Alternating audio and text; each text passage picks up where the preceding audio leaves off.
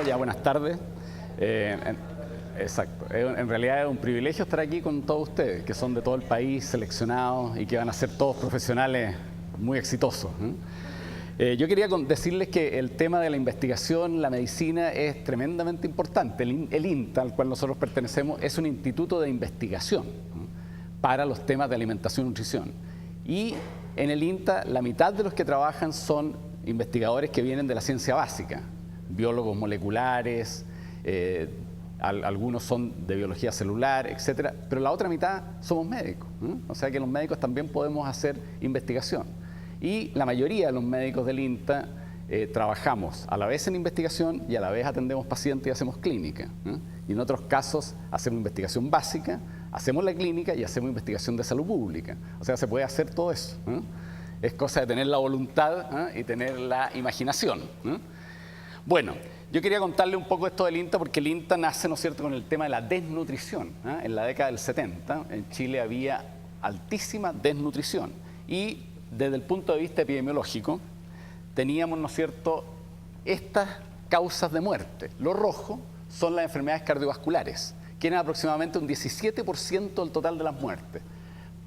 Más abajo están los tumores, que eran prácticamente, o cánceres, un 12%. Y si ustedes se fijan al frente, en lo celeste, están las enfermedades infecciosas y parasitarias. Y más abajo están las digestivas. Las infecciosas y parasitarias en esa época, en los 70, eran fundamentalmente diarreas, ¿no es cierto?, sarampión, tétanos, difteria, había polio también.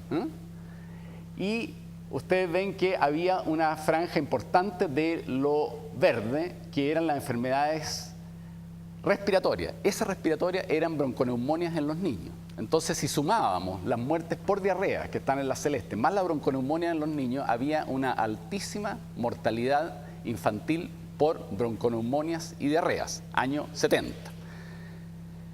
30 años después, el año 2000, el perfil epidemiológico cambia completamente. Ustedes ven que aumentan como proporción de causas de muerte las enfermedades cardiovasculares. De un 17 pasan a ser un 26%, 27%.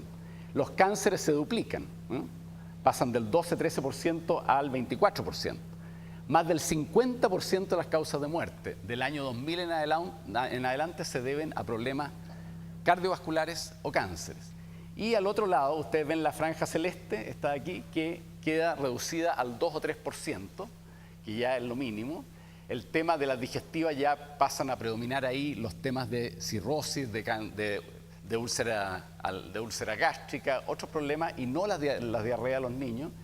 Y esto verde acá, que allá eran bronconeumonias en niños, en este patrón de muerte en el año 2000 se debe fundamentalmente a neumonías basales en los adultos mayores. Resulta que un adulto mayor hoy día tiene diabetes, tiene un accidente vascular cerebral, tiene alguna enfermedad crónica, un cáncer, por ejemplo, le da una neumonía y se muere. Entonces, causa de muerte le ponen el certificado de defunción, neumonía basal. Por lo tanto, las respiratorias de acá ya no son bronconeumonias en niños, sino que son neumonías basales en los adultos mayores. Entonces, ¿qué quiero decirles con esto? Que en 30 años Chile cambió en forma muy, muy rápida su perfil epidemiológico. De ser un país que tenía principalmente problemas infecciosos, problemas materno-infantiles, problemas de diarreas, bronconeumonias, sarampión, fiebre tifoidea, pasa a un perfil epidemiológico en que en las enfermedades infecciosas son mínimas y predominan claramente problemas que se llaman enfermedades crónicas no transmisibles, cardiovasculares, cánceres, fundamentalmente. Ahora, en las causas de esto, evidentemente la alimentación, la dieta es tremendamente importante. Y les voy a mostrar cómo cambió el patrón de alimentación de los chilenos entre el año 80 y el año 2000. Y para hacerlo, lo que se usa es lo que se consume en el país, que es todo lo que se produce, menos lo que se exporta y más lo que se importa. Y eso da una cantidad que se divide, ¿no es cierto?, por habitante y da kilos o litros por habitante año. Y esto es lo que se llama tendencia de consumo.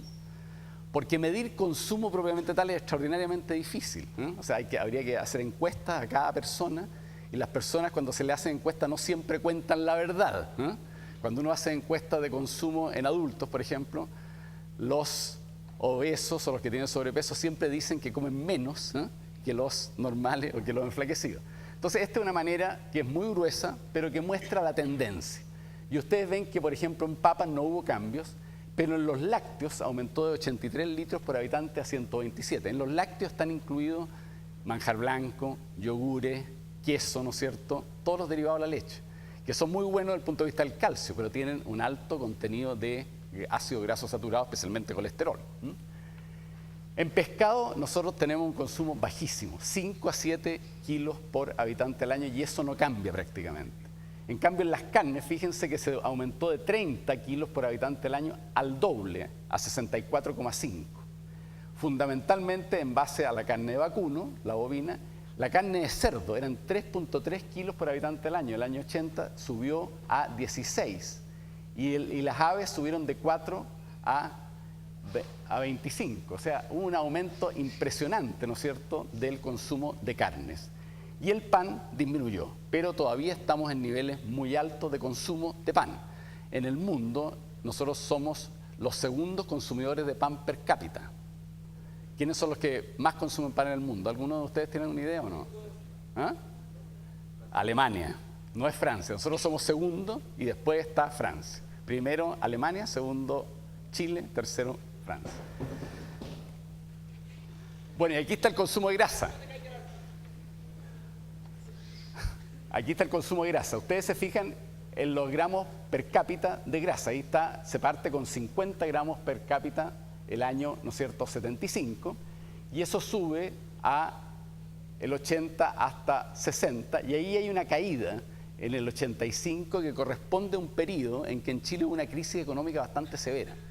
Entre el 82 y el 85, el Producto Interno Bruto del país cayó el año 82 en un 14%, al año siguiente volvió a caer en un 2 a 3%, hubo una altísima desocupación, 25%, y había un 26 o 27% de población trabajando en programas de empleo mínimo, cuyo salario era $50 al mes.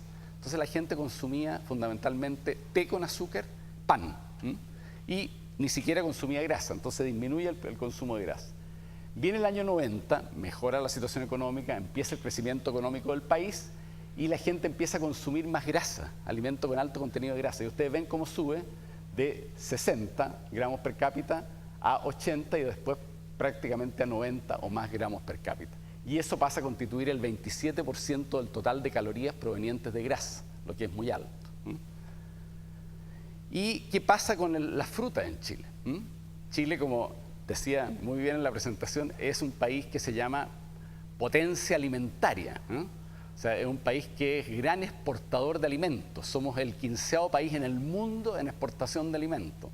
Y nuestras grandes exportaciones son frutas, ¿no es cierto?, berries, que es parte de la fruta, salmones, todos alimentos muy saludables. Y el consumo en nuestro país es extraordinariamente bajo. Fíjense ustedes, en los hombres, en la encuesta del año 2000 de calidad de vida que hizo el Ministerio de Salud, solo el 40% consumía fruta todos los días. O sea, hay un 60% de los hombres que no consume fruta todos los días. Y eso se mantuvo prácticamente igual el año 2006. Y en las mujeres un poco más alto, consumen un 53% todos los días y hay un 47% que no consume. Y esto es más malo, digamos, en los sectores socioeconómicos más bajos. Ustedes se fijan, aquí está el primer quintil, que es el 20% más pobre de la población, después viene el segundo, que es el otro 20%, y aquí tenemos el 60% más pobre de la población consume alrededor de 40% consume fruta todos los días, lo que es muy, muy bajo. Y aquí tenemos este dato que yo se lo muestro acá porque es tremendamente importante. Uno se pregunta por qué en Chile, en que hay producción de muy buena calidad de fruta, muy buena calidad de verdura y es relativamente barata, comparado con los otros países, aquí es muy barato. Fíjense que un kilo de pan, ¿cuánto vale un kilo de pan? A ver. ¿Cuánto? No, vale mucho más caro que 590. Está alrededor de 1000, 900 a 1000. Yo no he visto nunca 590 kilos de pan. Ya, yo no. 890. Ya, ¿y un kilo de fruta cuánto? Un kilo de fruta, de manzana, por ejemplo. 200, 300, ¿no es cierto? O sea, con un kilo de pan se pueden consumir 2 kilos de manzana, de pera, de ciruela, de naranja, o 3. En Santiago en general el kilo de pan está en 900 pesos, les cuento, o más. Y ahí, si uno mira eso, y en Chile somos los segundos mayores consumidores de pan en el mundo. Entonces, ahí hay un tema que no es de precio. ¿Y cuáles son las razones? Bueno, una encuesta que hicimos muestra lo siguiente. Ahí no se ve bien, pero el desayuno en Chile, el 90% de la gente desayuna en Chile. El desayuno consiste fundamentalmente en té o café y un pedazo de pan, ¿o no?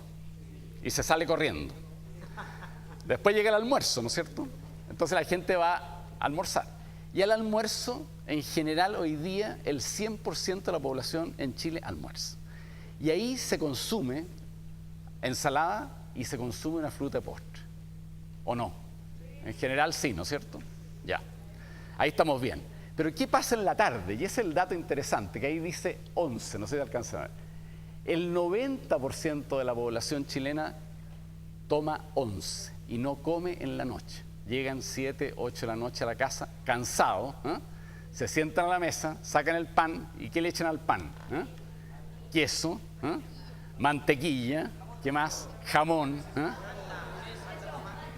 a veces huevo, a veces le echan palta y a veces le echan tomate.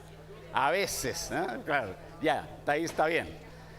Y no se come ensalada ni se come fruta. Entonces, al día en Chile estamos comiendo una ensalada y una fruta de postre, aproximadamente. Y a veces un poco más, como dices tú, un poco de tomate y un poco de palta, ya. Y en la noche nadie cena. O sea, el 20% dice ahí que cena y a veces el 10% cena en la noche. O sea, hay una tremenda desproporción en lo que se come en la mañana, almuerzo, y en la tarde en que se toma 11 y no se come. Por lo tanto, no tenemos espacio para comer fruta y verdura. Y eso hace que, tampoco se ve muy bien el dato ahí, que el promedio de frutas al día sea 1,3 frutas por persona al día. Y de verduras, 1,3 porciones de verdura al día. En total, 2,5 porciones de verduras y frutas al día. ¿Qué es lo recomendable? ¿Qué es lo que se recomienda consumir en fruta y verdura? 5, muy bien. ¿Y por qué se recomiendan 5? Pues se supone que una porción son 80 gramos. 5 por 80 son 400 gramos. Hay estudios epidemiológicos muy bien hechos en el mundo que dicen que la gente que consume más, o sea, el mínimo es 400, más de 400 gramos al día de frutas o verduras, tiene una mejor salud. Se enferma menos de enfermedades crónicas, se enferma menos de cardiovasculares y de cáncer. ¿Y por qué? Eso lo vieron con el doctor Leighton. ¿Qué pasa con los que comen más verduras y frutas? Tienen más antioxidantes. Al tener más antioxidantes, entonces previenen el daño celular, y el daño celular es lo que lleva a las enfermedades crónicas como las cardiovasculares, los cánceres, la diabetes, etc. Por lo tanto, el consumir fruta y verdura es un tremendo factor protector. Y en Chile, ¿no es cierto?, estamos consumiendo extraordinariamente poco, a pesar de lo que yo les decía. Somos los número 1 en el mundo en exportación de uva de mesa. Número 1 en el hemisferio sur y a nivel mundial en ciruelas. Somos los número 1 en el hemisferio sur y segundo en el mundo en palta. A ti que te gustan las paltas. Y en arándanos somos quintos en el mundo y somos número 1 en el hemisferio sur. En kiwis somos los número 2 en el hemisferio sur y número 2 en el mundo porque el número 1 también está en el hemisferio sur. ¿Quién es el número 1 en kiwi en el mundo? Nueva Zelanda, que es de donde salen los kiwis, ¿no es cierto? O sea que nosotros tenemos una tremenda capacidad productora y exportadora de frutas, de hortalizas también, y no las consumimos al interior del país, sino que las exportamos. Hay estudios hechos por la Organización Mundial de la Salud que muestran esta tremenda paradoja, que los países que producen los alimentos más saludables no se los consumen, sino que los mandan a los países más desarrollados que sí los consumen. O sea, lo que nosotros producimos lo están consumiendo los europeos, lo están consumiendo los asiáticos, lo están consumiendo en Estados Unidos y no lo estamos consumiendo nosotros.